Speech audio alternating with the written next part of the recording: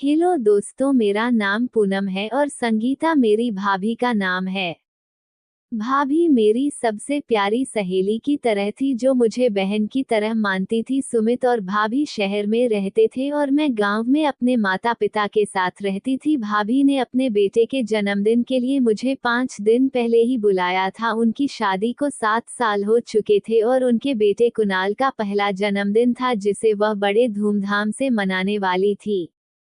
उन्होंने खास मुझे फोन करके बुलाया और बहुत रिक्वेस्ट की थी। जन्मदिन के दिन मैं तैयार होकर भाभी के घर पहुंची। जैसे ही मैं डेकोरेशन हॉल में गई, भाई ने मुझे गले से लगा लिया। मैंने उनसे भाभी के बारे में पूछा तो उन्होंने कहा कि कुणाल बहुत रो रहा था, इसलिए संगीता उसे दूध पिलाने के लिए अंदर गई है। जन्मदिन के बाद जब मैं बाकी मेहमानों की तरह अपने घर जाने लगी तो भाभी ने मुझे रोक लिया। उन्होंने कहा कि सुबह तक सभी मेहमान चले जाएंगे और फिर हम दोनों बाहर घूमने चलेंगे। मैं भी घर में रहकर बोर हो चुकी थी, इसलिए रुकने का फैसला किया।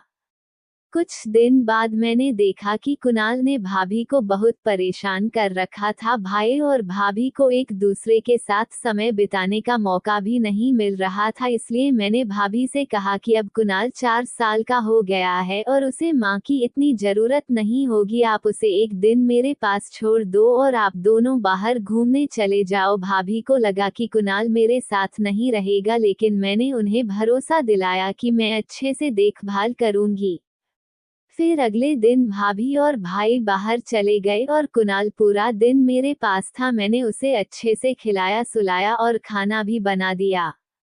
शाम को जब भाभी लौटी तो वह हैरान रह गई कि कुणाल मेरे पास खेलते हुए कितना खुश था। उन्होंने कहा कि कुणाल अपने नाना नानी के पास भी इतने शांत नहीं रहता। रात को कुणाल की जिद के कारण मैं भाभी के कमरे में सो गई और भाभी मेरे कमरे में। आधी रात को अचानक मुझे अपने शरीर पर किसी का हाथ महसूस हुआ। पहले तो मुझे लगा कि कुणाल होगा, लेकिन धीरे धीरे एहसास हुआ कि यह किसी बड़े आदमी का हाथ है। जब मैंने उठकर देखा तो सामने सुमित खड़े थे। मुझे समझ में नहीं आ रहा था कि वह आधी रात को मेरे शरीर पर हाथ क्यों फेर रहे थे। मैंने उनसे पूछा कि क्या हुआ तो उन्होंने माफी मांगी और अपने कमरे में चले गए। कुछ दिनों बाद भाभी अपने कुकिंग क्लास के लिए गई थी और मैं कुणाल के साथ खेल रही थी। खेलते खेलते वह सो गया और मैं भी सो गई। अचानक मेरी नींद खुली तो मैंने देखा कि भाई मेरे सामने खड़े थे। वो मुझे घूर रहे थे और उनकी नजरों में अजीब सा कुछ था। कुणाल को चुप कराने के लिए मैंने उसे अपनी गोद में लिया था, लेकिन अपने कपड़े ठीक करना भूल गई थी। भाई की लाल आंखें देखकर मुझे घबराहट हुई। फिर एक दिन भाई ने मुझसे कहा, पूनम तुम मुझे और कितना इंतजार करवाओगी, मैं तुम्हें पहले ही कई बार इशारे कर चुका हूँ। मुझे ये सब अजीब लगने लगा था। मैंने उनसे कहा, भैया आप शादीशुदा हैं, भाभी को धोखा देना गलत होगा। अगर यह रिश्ता टूट गया तो भाभी को बहुत दुख होगा। भैया ने जवाब दिया, सिर्फ मेरी पत्नी है, लेकिन मैं अब उससे प्यार नहीं करता। मैं उससे कुकिंग क्लास करने दे रहा हूँ ताकि वो कुछ पैसे कमा सके, क्योंकि मेरी नौकरी छूट गई है। लेकिन सच कहूँ तो अब मैं उसे पसंद नहीं करता। अगर तुम्हें कोई आपत्ति नहीं हो तो हम शादी कर सकते हैं। मुझे अपने कानों पर यकीन नहीं हो रहा था। जैसे ही उन्होंने मेरा दुपट्टा खींचा तभी दरवाजा जोर से खुला और भाभी हमारे सामने खड़ी थी। भाभी ने हमें इस हालत में देखकर कुछ पल के लिए कुछ नहीं कहा। फिर वो मेरी तरफ बढ़ी और मुझे अपने पास खींच लिया। भाई की तरफ देखते हुए उन्होंने कहा, तुम कितना गिर चुके हो सुमित। जब से पूनम यहाँ आई है तुम उसे धोखा देने के लिए मजबूर कर रहे हो। तुम एक घटिया इंसान हो। मैंने आंखों में आंसू लिए भाभी को सारी सच्चाई बता दी कि कैसे उनके पति मेरे पीछे पड़े थे। सुमित गुस्से में आकर बोले, संगीता ये सब झूठ है, पूनम खुद मुझसे संबंध बनाना चाहती थी। ये सुनकर भाभी ने गुस्से में आकर भैया को जोरदार थप्पड़ मार दिया और बोली, चुप रहो, मैंने सब सुन लिया है। जब से पूनम तुम्हारे कमरे में आई थी तब से मैं फोन पर सब सुन रही थी। इसके बाद भाभी ने अपने पति से अलग होने का फैसला कर लिया।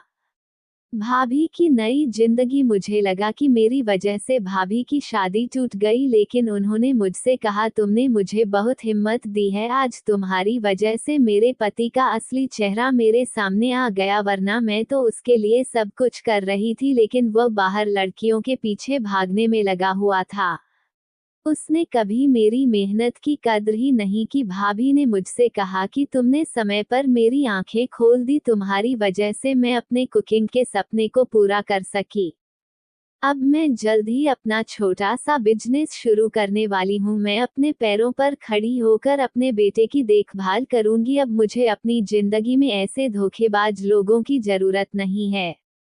आज भाभी एक स्वतंत्र महिला है। वह तरह तरह के केक और बेकरी आइटम्स बनाकर अच्छा पैसा कमा रही हैं। उनका बेटा भी खुश है। अब वह सिर्फ एक माँ है जो अपने और अपने बच्चे के लिए एक नई सशक्त जिंदगी जी रही हैं। तो दोस्तों, आज की कहानी यही खत्म होती है। अगर आपको ये कहानी अच्छी लगी हो तो लाइक, कमेंट और शेयर जरूर करें। और हाँ, अगर आप हमारे चैनल पर नए हैं तो सब्सक्राइब करें और बेल आइकन दबाना ना भूलें। तो फिर मिलते हैं अगली कहानी में, तब तक के लिए धन्यवाद।